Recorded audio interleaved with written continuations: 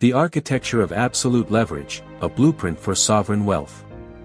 Introduction, the Illusion of Currency. Most people spend their entire lives chasing currency, completely blind to the fact that money is merely a lagging indicator of an internal architecture. Wealth is not built in the market, it is calibrated in the mind. The average individual reacts to scarcity with anxiety and to abundance with euphoria, remaining a permanent slave to external fluctuations. They operate on a purely reactive loop, letting the ticker symbol of the day dictate the state of their nervous system. A billionaire does not look at a financial crisis and see disaster, they see an inefficient distribution of data.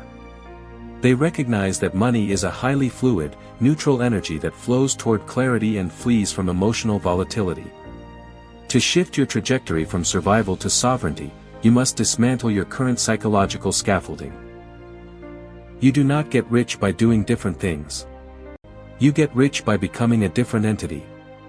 This audiobook is not a motivational speech. It is an engineering manual for the mind. We are here to rebuild your cognitive foundations, brick by brick, from the inside out. Turn off the notifications, quiet the external static, and prepare to recalibrate your identity. Chapter 1, The Principle of Asymmetric Leverage. The Paradox. To acquire immense wealth, you must stop trading your time for money, and instead, start trading your decisions for equity. The most profound scale is achieved not through maximum effort, but through minimal, highly leveraged interventions. Hard work in a low-leverage environment is simply a slow form of financial suicide. The psychological mechanism. The working-class mind is conditioned by the linear illusion. The deep-seated belief that your output is directly proportional to your time invested. This is an evolutionary defense mechanism designed to avoid risk. Your brain craves the safety of a steady, predictable input-to-output ratio. A billionaire operates on exponential mechanics. They understand that a single high-quality decision can yield a million-fold return, while 1,000 hours of unleveraged labor yields nothing. They don't look for more work, they look for better points of leverage. When you are trapped in linear thinking, your capacity is hard-capped by the 24 hours in a day. When you shift to leverage, your capacity is limited only by your strategic depth. The practical tool, the 100x leverage audit. To break the cycle of linear labor, you must implement the 100x leverage audit. Sit down with a blank sheet of paper and isolate every single activity you performed over the last 30 days. Draw a line through any task that requires your physical presence but does not directly multiply capital. Identify the single action that, if executed with absolute precision, renders the other 99 tasks completely obsolete. Eliminate or automate all linear operations. You must transition from an operator who acts in the business to an allocator who acts on the asset. If a task can be bought for $20 an hour, and you are performing it, you have willingly valued your life at $20 an hour. Step away from the tools and take control of the blueprint. The identity anchor. I do not sell my hours, I orchestrate assets. Chapter 2, The Data Reframing Protocol. The Paradox. A market crash is not a loss of value, it is a rapid, violent transfer of capital from the emotionally volatile to the strategically detached. Bankruptcy is merely a temporary state of liquidity, poverty is a permanent state of mind. The psychological mechanism. When financial adversity strikes, the primitive amygdala triggers a fight-or-flight response. The brain views a sudden drop in revenue or a failing venture as an existential threat to survival, equivalent to a predator cornering you in the wild. This emotional clouding distorts reality, forcing you to make panic-driven decisions that lock in actual losses. Billionaires possess a highly developed cognitive filter that strips emotion from external events. They look at a devastating balance sheet and do not see a tragedy, they see unprocessed information. They convert financial catastrophes into neutral market data, recognizing that price is simply what people pay, while value is what they can extract through superior strategy. The practical tool, the reality decoupling exercise. The moment an unexpected financial loss occurs, invoke the reality decoupling exercise. Open a digital document and write down the exact sequence of events using only objective metrics. You are strictly forbidden from using adjectives, adverbs, or emotional qualifiers. Do not write, "We lost our best client today because of a terrible misunderstanding," which leaves us in a devastating position. Instead, write, "Contract X terminated on June 24th. Monthly recurring revenue decreased by $14,000. Available capital runway is now 7 months."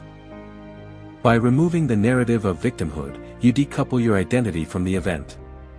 You are no longer a person experiencing a tragedy, you are a scientist observing an adjustment in a laboratory. Analyze the data from a cold, third-person perspective and immediately identify where the strategic gap exists. The identity anchor. Chaos is not a threat, it is unorganized information. Chapter 3, Sovereign Isolation. The paradox. The most profitable network is often the one you deliberately exit. True strategic vision is developed in a total absence of consensus, not within it. The crowd is always wrong at the major turning points of history. The psychological mechanism. Human beings are evolutionary pack animals. We are hardwired to seek validation, scan our environment for social proof, and conform to the opinions of the group. In civil society, this keeps us safe. In wealth creation, it keeps us broke. Market alpha, the excess return above the benchmark, only exists where consensus is wrong. If you process the exact same information as the crowd, read the same headlines, and attend the same social gatherings, you are mathematically guaranteed to achieve the exact same mediocre financial results.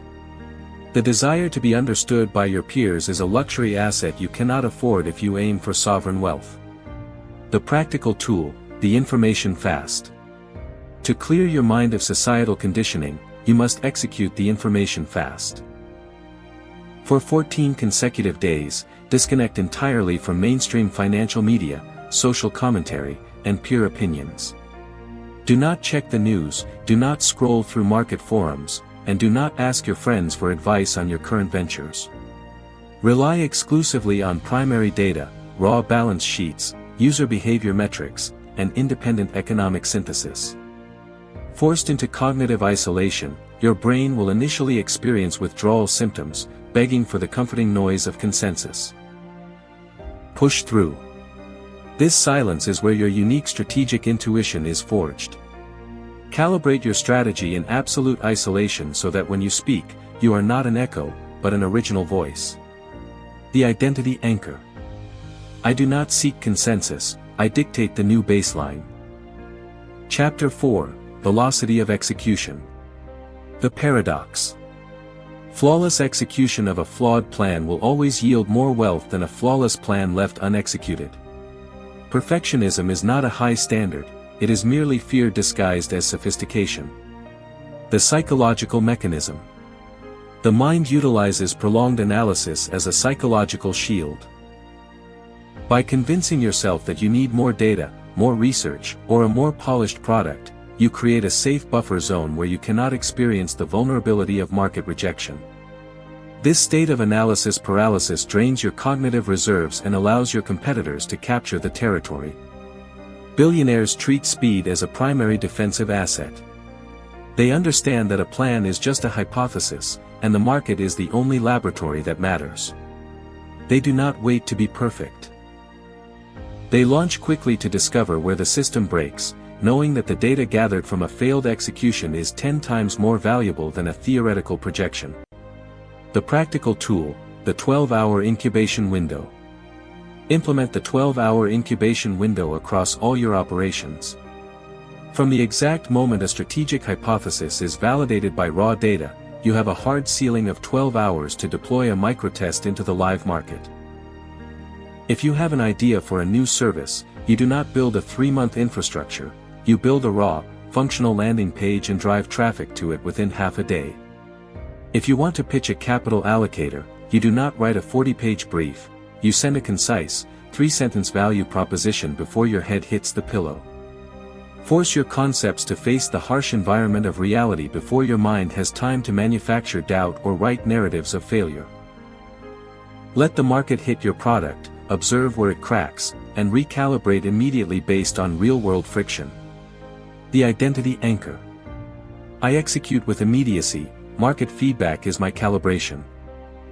Chapter 5, The Arbitrage of Emotional Neutrality. The paradox. The individual who cares the least about the monetary outcome of a negotiation always walks away with the largest share of the value. If you cannot walk away from the table without blinking, you are not a negotiator, you are a captive. The psychological mechanism. Desperation emits a distinct psychological frequency that counterparties instantly exploit. When you attach your identity, your self-worth, or your immediate sense of financial survival to the success of a specific deal, your nervous system becomes highly dysregulated. Your heart rate rises, your field of vision narrows, and your brain enters a scarcity mindset.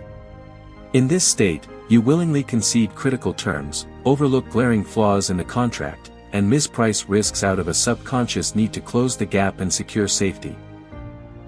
The billionaire mind treats transactions with absolute indifference, viewing each deal as merely one node in an infinite network of opportunities. The practical tool, the premortem detachment exercise. Before you step into any room for a high-stakes negotiation, execute the premortem detachment exercise. Close your eyes and spend 5 minutes mentally simulating the absolute worst-case scenario. Visualize the deal collapsing completely.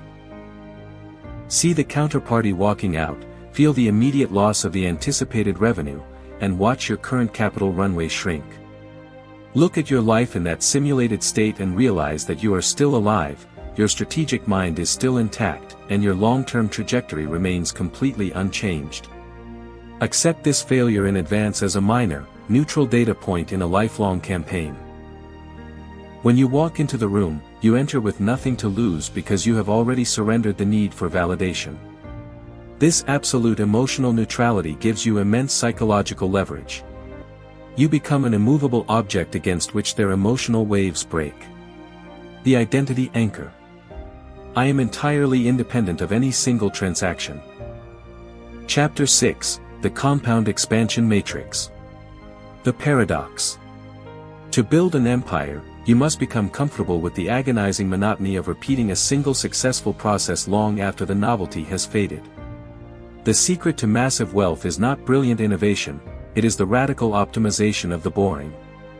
The psychological mechanism. The human brain is an evolutionary novelty-seeking machine.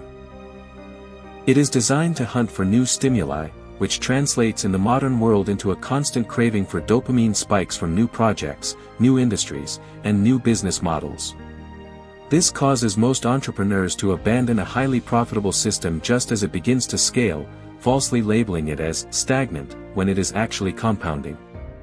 They jump to a shiny new venture, reset their compounding clock back to zero, and wonder why they never achieve true scale. Billionaires do not seek excitement from their investments or businesses, they seek predictable, uniform, and mechanical growth. They find their dopamine in the structural perfection of the asset, not in the thrill of the start. The practical tool, the boring scale framework. To break the cycle of self-sabotage, apply the boring scale framework. Map out your current revenue generators and isolate the one system that functions optimally, the core engine that already works. Commit to increasing its volume, efficiency, or distribution by exactly 10% every single week without altering its core architecture.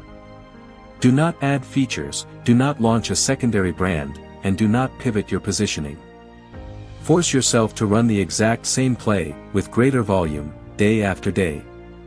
If your mind begs for novelty, deliberately channel that creative energy into hobbies, fitness protocols, or intellectual pursuits entirely outside your wealth generation engine. Keep your business cold, systematic, and completely boring. The identity anchor. My wealth builds in the quiet repetition of proven systems. Chapter 7, The Consumption to Production Ratio. The paradox. True wealth is entirely invisible. The exact moment you use capital to project the illusion of status to the public, you degrade the very foundation of your financial sovereignty. You are trading actual freedom for the fleeting admiration of people you do not respect. The psychological mechanism. Society conditions individuals through intense cultural programming to use outward displays of consumerism to mask deep-seated internal insecurities. This is the status trap.